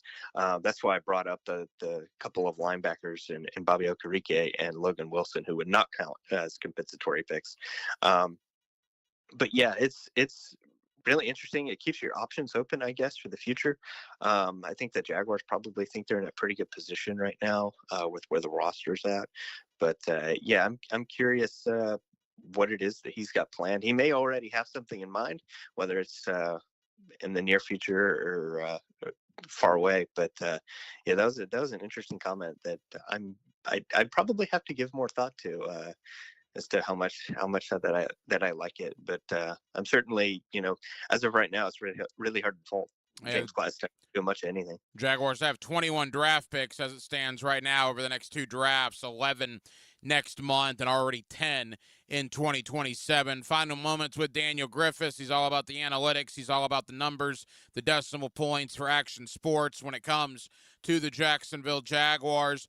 Daniel, no first-round pick for the Jaguars next month. What they do have are 4 picks in the top 100 and even a 5th pick, I believe, at 124. And when you consider there's 32 teams in the NFL, let me do my Wolfson High School math there, that would equal almost 160 if you multiply that by 5. The Jaguars have 5 picks in the top 124. So that looks like pretty good value. They should be able to find 5 pretty good players. Anything that's gone on in free agency, does that affect your thinking as to what the Jaguars may do, particularly with those top 5 selections next month? Yeah, and maybe James Gladstone wants to hang on to those picks to move up again in the draft this year, whether it's into the high second round. But I think that you have to look at the defensive line. Defensive tackle, especially 23rd in pressure rate last year, 24th in pass rush win rate. I think the Jaguars are pretty set at starting edge with Trayvon Walker and Josh Hines-Allen, but the depth behind them just left, and Emmanuel Ogbah and Dewan Smoot. You still have Danny Stregow and BJ Green, but I don't think that they've shown you enough yet in their young careers as rookies to have diehard faith in them as your primary rotational edge rushers. I'd like to see them try to add somebody in the draft or in free agency who can come in and fill that role and give you some confidence and allow the Jaguars to move Trayvon Walker inside, something that they did quite a bit on 3rd down towards the end of the season. They like to put Trayvon Walker next to Josh Hines-Allen and had a lot of success doing it. So I think that you have to get somebody, whether it's defensive tackle or edge, with that first pick, and then go from there and see how the board falls. Hopefully somebody that they like is left there at 56. But I think it's got to be one of those 2 options. And then from there you can go secondary, you can go linebacker, but I think it starts on that defensive line. Yeah, the Jaguars have pick 56, 81, 88, 100. And 124. So 5 pretty good picks where you should be able to find some good talent next month in the NFL draft. Daniel, final question. We got 60 seconds. As I always say, you're all about the numbers. In the research that you've done in the last week or 2 with free agency, either the guys that left or Chris Rodriguez or anything about the Jaguar roster, is there any number that you came across that you want to hit Jaguar fans with that you found particularly interesting? Sure. The Jaguars are 29th last year in separation at receiver. It's just not something that is Jacoby Myers or Parker Washington's game. They're fantastic at contested catch situations, and Parker Washington was one of the NFL's best at yak last season. But I think you got to help Trevor Lawrence out by getting some more separation next year. BTJ was that guy as a rookie. He was one of the NFL's best at separating, particularly on those vertical routes. He actually led the NFL in slant separation. So he was in the 100th percentile last year, or 2024. This season, he was in the 0th percentile. And that's something that is, that's almost impossible to believe, that he goes from the NFL's best to one of the worst. So I think getting BTJ back on track as the Jaguar separator, but maybe you look to bring in another guy there, a guy who can separate, whether it's vertical or in the intermediate areas of the field, and help Trevor Lawrence out there. That's one of them. I think that I think we have a pretty good idea of where the Jaguars are headed going into the draft. I don't think wide receiver is going to be at the top of their draft needs, but I'd like to see them pick up a guy who can be creative with the ball, but also have the ability to separate, help the Jaguars out in that situation. The man is a walking, talking stats machine. Daniel Griffiths of Action Sports always crunches the numbers with us here on 1010XL. Daniel, I know you're busy. Thank you for the time. We'll do it again soon, pal. Thank you. This is 1010XL. The fans have rallied around us. Home of the Jaguars fan. It's really, really cool. It's a cool experience, and I'll always remember that. Blue here for the Blue Crab House, located right off of San Jose. It's on Jewington Creek Road. They've been around since 1996. Indoor-outdoor dining. Also, takeout is available at the Blue Crab House. Open 4:30 to 9, Tuesday through Saturday. Sunday, noon until 9. Remember, Tuesday, $2 margaritas. Wednesday, $1 oyster night. How about the blue crabs? How about my personal favorite, the Canadian snow crabs? Whatever it is that you fancy, you get it right there. The Blue Crab House. Get a healthy start in 2026. The Florida Department of Health in Duval County is here to help you get healthy and stay healthy all year long. Our dedicated team is committed to providing high-quality care and trusted public health services for our community. Our mission is simple: to protect, promote, and improve the health of you and your family. Learn more about our programs and services by visiting duval.floridahealth.gov. Let AA Automotive and 1010XL guide you through the off-season, brick by brick, building the perfect beast. Listen for free agency profiles, nailed down by Universal Roof and Contracting. Experience the universal difference. Indeed presents hires you can't afford to get wrong, like a staff accountant at the height of tax season. Congrats. Looks like the company owes, $50 in taxes. How about that? That seems low. Why only 50? Why do you care so much? It's not your money. This is a job for Sponsored Jobs. This is what happens when you don't sponsor your job on Indeed. Next time, get matched with quality candidates with Indeed Sponsored Jobs. Visit Indeed.com/hire now and sponsor your job today. Bueller. Stay cooler with Bueller. Hey, pal. Stand back, Jason. I'm gonna Sneeze? Yeah, I saw that coming. It's all this spring pollen, Jason. It's outside and it's inside my house, and I just can't stop. I can't stop. Sneezing? Okay, let me help you with that. How can you help? At Bueller Air and Plumbing, we can improve your indoor air quality with air purifiers, UV lights, and filtration systems. Every new system we install includes high-efficiency 4-inch filters that work better and last longer, even if you forget to change them. Wow, that's amazing. That's amazing. Life can get pretty dusty sometimes. If you spend all day, you could miss it. Stay cooler with Bueller. Visit BuellerAir.com. Are you looking for a place to outfit your truck or van? It's Catlin Truck Accessories. For 105 years and 4 generations, Catlin is the name you can count on. This is Keith Catlin, and we know trucks and vans too, from Lear toppers, ladder racks, van shelving, strobe lighting, roll and lock bed covers, and everything in between. If you want quality products and great customer service, there's only one name. It's Catlin. Who can you count on? Count on Catlin. For 105 years, you can count on Catlin.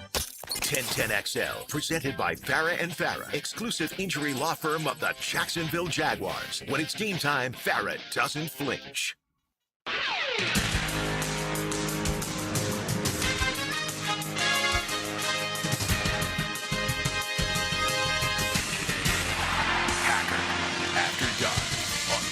KNXL. Oh, the madness.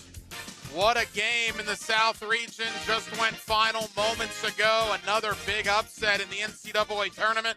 We already saw High Point knock out the Big Ten's Wisconsin Badgers earlier. And now the North Carolina Tar Heels go down in overtime. VCU gets it done 82-78. Now, a lot of people had been picking VCU because of North Carolina's injury issues. I was still on the UNC train, and UNC, talk about letting one get away. I mean, they were up by double digits in that game in the second half. To VCU's credit, they continued to battle, and ultimately they go to overtime. Not a lot of points were scored in the extra session. It was 75-75 at the end of regulation. North Carolina scored 3 points in overtime. VCU scored a whopping 7 points in overtime.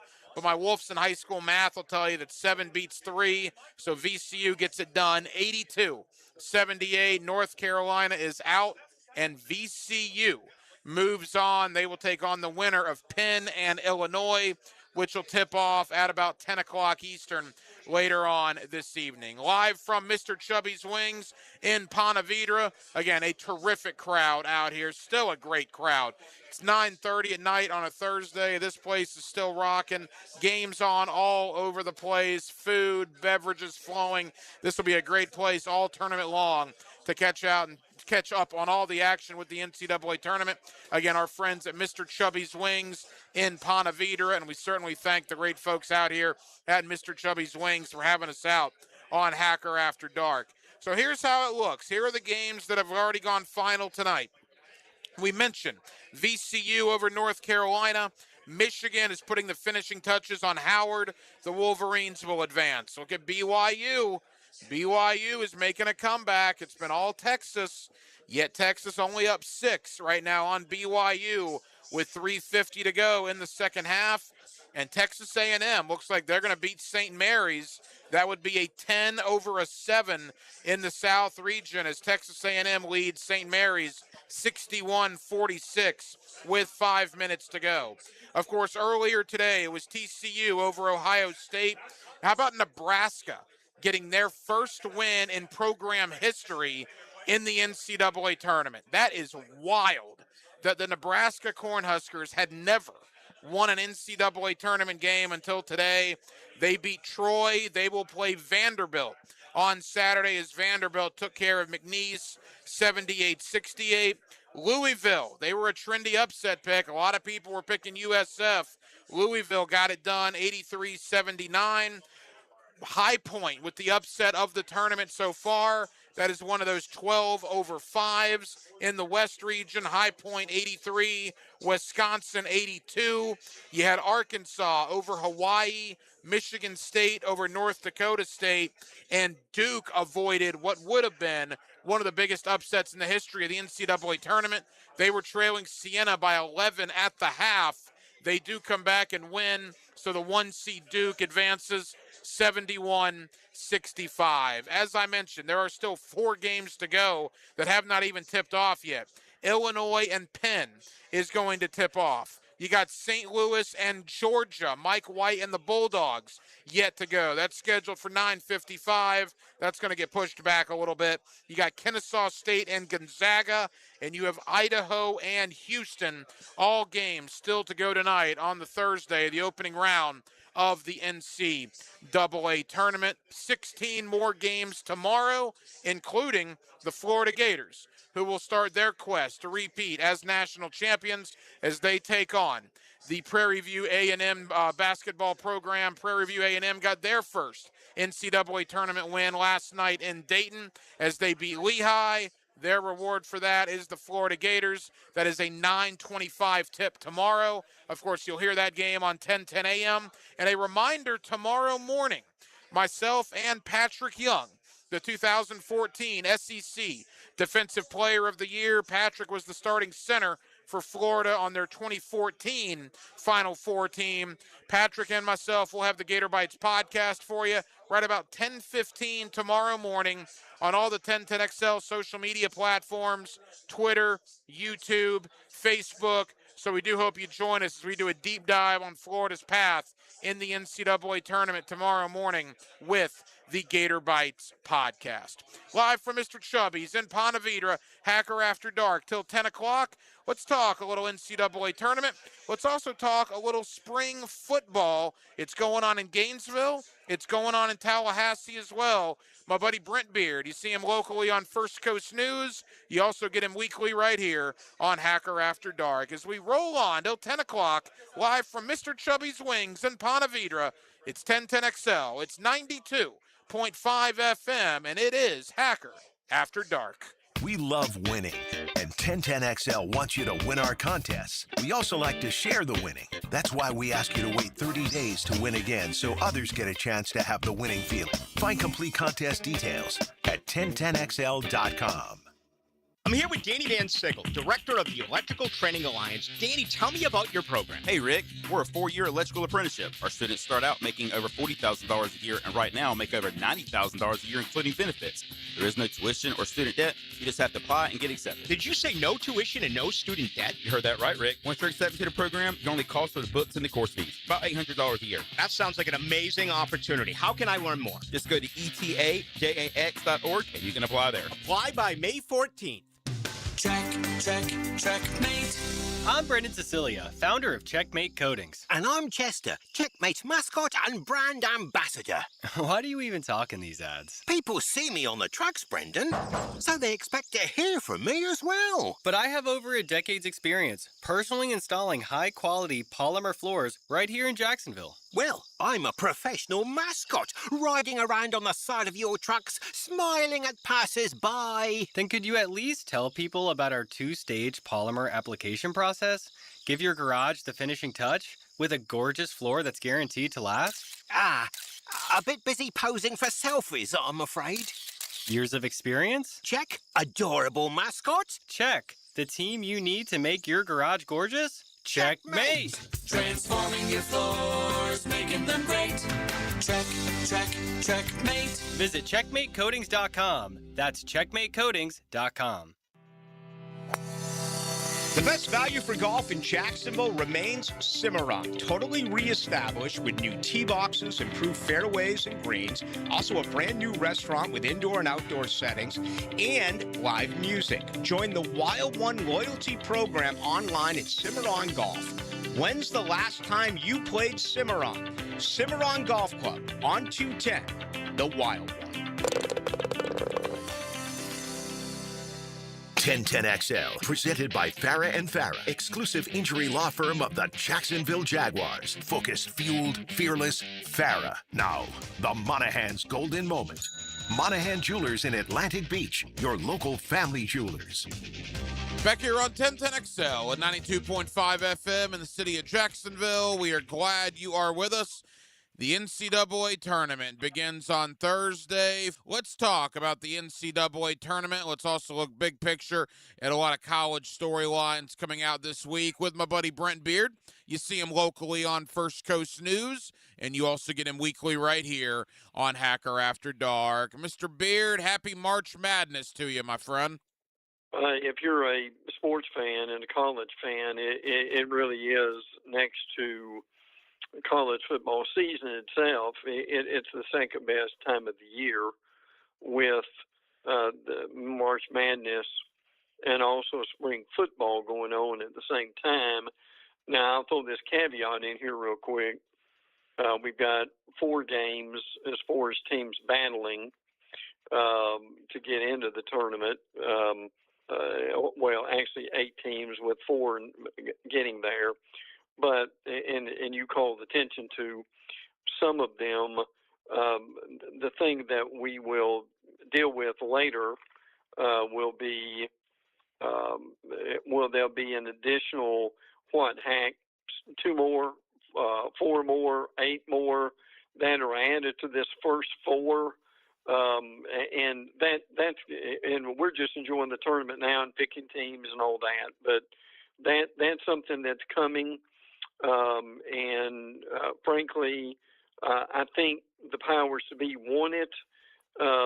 So the reality of it is, how will that affect people's overlook with the tournament when we go from where we are now to adding 4, 6, 8 more teams to it? You know, the field of 64 is where it should have stayed. All right, you got 68. You have the first 4 games in Dayton. I think we've all learned to kind of accept that.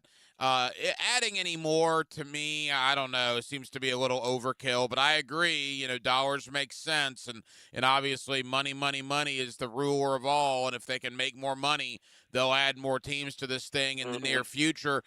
Brent, from a Southeastern Conference perspective, 10 teams get in. That includes Texas, who's going to be in one of those first 4 games in Dayton. But for the second straight year, the conference gets the most teams in of any conference in the land. Now, certainly the SEC this year is not what it was last year in college basketball. Last year, it was historic. They got 6 teams in the Sweet 16. I don't envision that. But with that being said, the fact that they get 10 teams in, again, the most of any conference in America, speaks to where the SEC is in college hoops right now. Well, and how many of these SEC teams can win a game or 2 or even further? I mean, right now Arkansas has as much momentum as anybody does with Cal and his team after winning the SEC title, and Vanderbilt is playing very well right now. A&M needs a recharge hack. They had a great season of buckyball in his first year, but then you've got being able to get in the tournament. How will they be with that? Kentucky and Santa Clara, a lot of people picking Kentucky to be upset in this game. Alabama, I think, will beat Hofstra. The difficult thing for them is going to be is whoever comes next, because they've lost a player now who has gotten himself in trouble with a wall. Tennessee is playing okay, but for whatever reason, this coaching staff goes ultra conservative in the tournament, and that has cost them big time. In a really interesting game, Miami versus Missouri. Miami really having a very good year, and as you mentioned, with Florida. So the question is, Hank, how many of these SEC teams will move forward? The SEC has certainly improved over what it is. It's got better coaches and players over the last few years. So it's going to be a fun time watching to see how they do over the next few days. You see Brent Beard on First Coast News. You also get him weekly right here on Hacker After Dark. I think the committee will tell you, too, that Auburn and Oklahoma were the first 2 teams that were left out of the NCAA tournament. So the SEC got 10 in. They almost got a dozen in. I want to get to Florida. So real quick, Brent, just a real quick thought on your alma mater. You know who did not need off-the-court distractions was Alabama after the whole Charles Bediako situation this year. But yet that's exactly what they have is Holloway, one of their primary guards, probably won't be with them for at least the opening weekend of the NCAA tournament as he finds himself in all sorts of legal trouble. I mean, people in Tuscaloosa are going to get tired of this when it comes to Nate Oates pretty quick, are they not? They really had to do something with Holloway, who is an Auburn transfer, by the way. Had a good year this year, second leading scorer on the team. But look, when you're getting caught with a lot of marijuana and the allegations that go with that, they really probably did the right thing. I don't know if he'll be back or not, Hank. I would frankly be pretty surprised, but you never know what teams do with that. Will they bound together and play better, or will that cost them maybe a game or at this point to get going? Well, we will see.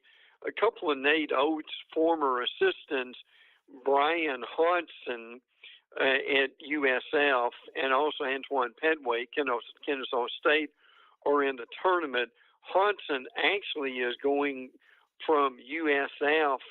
I've heard Providence and I've heard Syracuse as possibilities. So a lot of interesting things come out of this tournament. But yes, Alabama trying to get back on some better publicity instead of what they've got right now with, frankly, their second best player in Aiden Holloway. You know, and as far as Florida goes, quickly, Brent, did not go the way they wanted in Nashville, losing on Saturday to Vanderbilt, and quite frankly, losing pretty ugly to Vanderbilt. We'll see what happens. They're still a number 1 seed.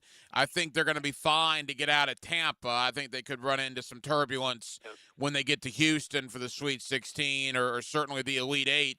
But the one big picture item I'll say about Todd Golden in Florida, you know, for as great as Billy Donovan was, and the guy's name is on the court, right, in Gainesville, he was great. He never was a back-to-back number 1 seed in the NCAA tournament. Todd Golden has achieved that in 4 years. I mean, as crazy as it is to say, the 06-07 back-to-back title teams for Billy Donovan, the 06 team was a 3 seed, and then 07 was a 1. But here Todd Golden is a 1 seed last year. They win it all. They're a 1 seed again this year. Golden has accomplished something that Billy Donovan never did in Gainesville. Well, they play so well, and the thing with Florida is, and it's the mentality that Golden has given to them. It's almost a football mentality, frankly, to where they don't take any prisoners, do the heck. I mean, they want to beat teams by double digits, by 20 and 30 points. If they can do that, got easily one of the best front courts in America. The back court is learning how to shoot threes better. And man alive, if that comes together for them, that they're going to be really, really hard to beat. I think they have a deep, deep run in the tournament. Yeah, we'll see what happens. It starts for Florida late on Friday night. They say 9:25 tip in Tampa. Not a chance. That's going to be 9:25. That's going to be close to 10 o'clock, I imagine, on Friday evening for the Gator first rounder against either Prairie View or Lehigh. Brent, I thought it was really interesting in some of your notes this week. You know, we talk about March Madness going on, not only on the men's side, but certainly the women's side. And then if you rewind the clock back to football season, there's only a handful of teams, literally a handful of college teams in the Power Four conferences that either did not make a bowl game in football and did not qualify for the NCAA tournament in either men's hoops or women's hoops.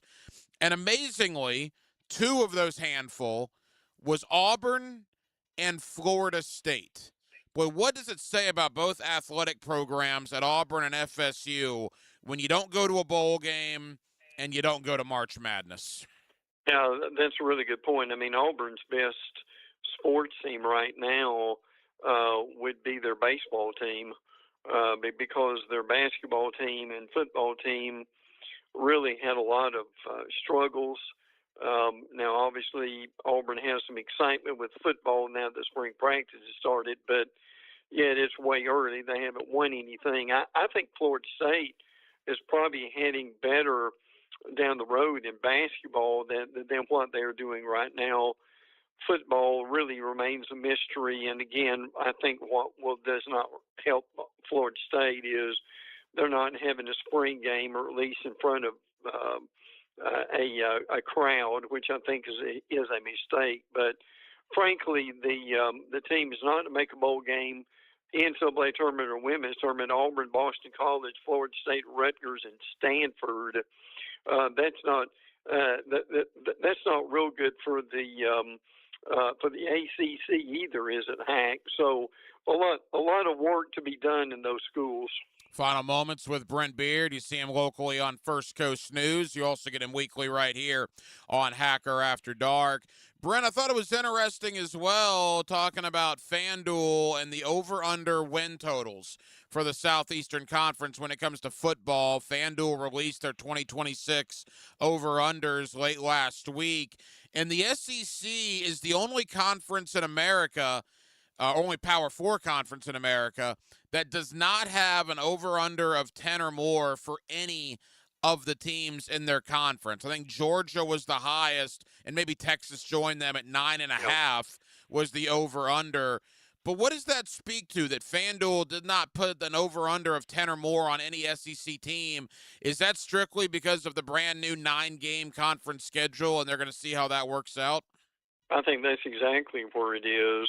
Look, the reality of it is these teams are used to playing 8 games, and now they've got a 9 in there. And see, the other issue is the other edict coming from the conference is going to be that in your non-con games that you've at least got one that's really representative of one of the better teams anywhere. So that this is a difficult situation. And remember, the coaches did not really want to go to 9. The coaches really wanted to stay with 8, but they've got the 8, which is why when you look at this, that for the SEC and other conferences, that I still think we're going from 12 teams in the playoffs to at least 16. I don't see 24 immediately, but I could see in 2007 them going to at least 16 because, heck, frankly, if you're going to play 9 conference games, you've got to have some kind of grace in there that if you lose a game or two, that you could still get in the playoffs, and that's one thing that the SEC wants to be sure that happens. Yeah, crazy to think 9 conference games. You look at a team like Florida, also with Florida State on the schedule. So every team has 9 games, and like you said, a pretty big non-conference game. So it would be hard to put a high over-under win total on these SEC schools because you just don't know how it's going to work itself out. Finally, we got about 2 minutes, and we'll certainly get more into this as the weeks go on. But we were so caught up here locally, Brent, at least I was, in John Summerall taking over at Florida, that you look around the landscape of the SEC, and my gracious, man, 6 new head coaches in college football, most of whom have already started their first spring in their new jobs. But obviously you think of a new coach at Auburn, a new coach at Arkansas, a new coach at LSU, a new coach at Kentucky, and Pete Golding, who was promoted at Ole Miss. That's a lot of new coaches in one season. Almost half the conference are going to be led by new guys this upcoming year. Lane Kiffin at LSU will get a lot of that attention, and they've got a humongous game as they go to Ole Miss in September, so that there'll be plenty of hoorah going on with that one when it comes. But you're right. And look, I think this is for a number of things. Heck, frankly, I think some of it is younger coaches having to deal with so many issues, the transfer portal, for instance. We just mentioned the schedule going from 8 to 9 conference games and having a major opponent in the non-con schedule too. I don't really want to necessarily say it's a young man's game, but that's one of the things we're seeing, are we not? Is we're seeing younger coaches go to these programs, and that's going to be very interesting to see how they do and where they go. So, an important spring practice for these new coaches to get off to a good start as they go into the off season, all that goes along with that. But good call on your point to really make people aware we've got that many changes in the conference this year. And again, the SEC just raided the American Conference, right? The new guy at Florida, the new guy at Arkansas, the new guy at Auburn are all straight out of the American Conference and heading now to the SEC. You see Brent Beard locally on First Coast News, and we're lucky enough to have him weekly here with us on Hacker After Dark. Brent, enjoy the madness. Hopefully next week you and I will be talking about the Gators headed to the Sweet 16. Appreciate you, my friend. It's going to be a very interesting week between spring ball and also with March Madness. That is one way or another, Hank, that's on virtually every night this week. How good is that? It's going to be fun to watch. It's a great time of year. As you said, March, outside of the football months, may be the best sports month that we have. We'll talk next week, pal. Look forward to it, bud. Take care. And thank you to my buddy Brent Beard. You see him locally on First Coast News. You also get him weekly right here on Hacker After Dark as the madness is underway. Obviously a big day today, big day tomorrow. Look, Florida gets underway. They'll be playing this time tomorrow night. Prairie View A&M is who the Gators will take on tomorrow night. Scheduled tip time in Tampa. They say 9:25. I would highly doubt that. But regardless, they will be one of the last first-round games of the NCAA tournament to tip off. Prairie View knocked out Lehigh last night up in Dayton, Ohio at the first four. The first NCAA tournament win ever for Prairie View. Prairie View did play 3 SEC teams this year. Now, A&M beat them pretty good, but LSU beat Prairie View A&M by 14. I think Missouri beat Prairie View by 18. I mean, yeah, sizable defeats, but LSU and Missouri did not boat race Prairie View A&M for whatever that's worth. So we'll see. Obviously, Florida, a gigantic favorite tomorrow night. And if Florida were to win, they would then on Sunday in the round of 32 take on the winner of Iowa and Clemson. So we certainly spent a ton of time, as you can imagine, on the NCAA tournament, both reviewing today's action and previewing tomorrow's action. And then obviously a lot of time on the Jacksonville Jaguars as another week of free agency about to be in the rearview mirror. We are just over a month away from the NFL draft. And look, the Jaguars still have a lot of questions to answer, and one would expect at this point that a lot of those questions will have to be answered by the NFL draft. The Jaguars currently have 11 picks in next month's draft, including 4 picks in the top 100. Well, that will just about do it. Very busy Thursday night. Thank you to Mr. Chubbys out here in Ponte Vedra. Absolutely outstanding place. We've done a lot of stuff with Mr. Chubbys Wings over the years, both locations, but certainly out here in Ponte Vedra. Love coming out to Mr. Chubbys. And great crowd tonight. TVs everywhere. Terrific food. The wings, absolutely spectacular. And again, if you're looking for a place this weekend to watch all the NCAA tournament action out in this part of town, in Ponte Vedra area, the beaches area, Mr. Chubbys Wings out here in Ponte Vedra is where I would recommend. We absolutely love it. Great folks out here again. Thank you for having us out tonight on Hacker After Dark. A lot of people to thank for tonight's broadcast. Again, Brent Beard, you see him locally on First Coast News. You also get him weekly here on Hacker After Dark. Thank you to Daniel Griffiths of Action Sports for joining us tonight. Daniel always crunches the numbers with us here on Hacker After Dark when it comes to the Jaguars and the analytics side. And we certainly appreciate Daniel for taking time out. And my buddy Jamal St. Cyr of Channel 4 for, again, looking back on the first week of free agency and looking ahead to the remainder of the Jaguar offseason.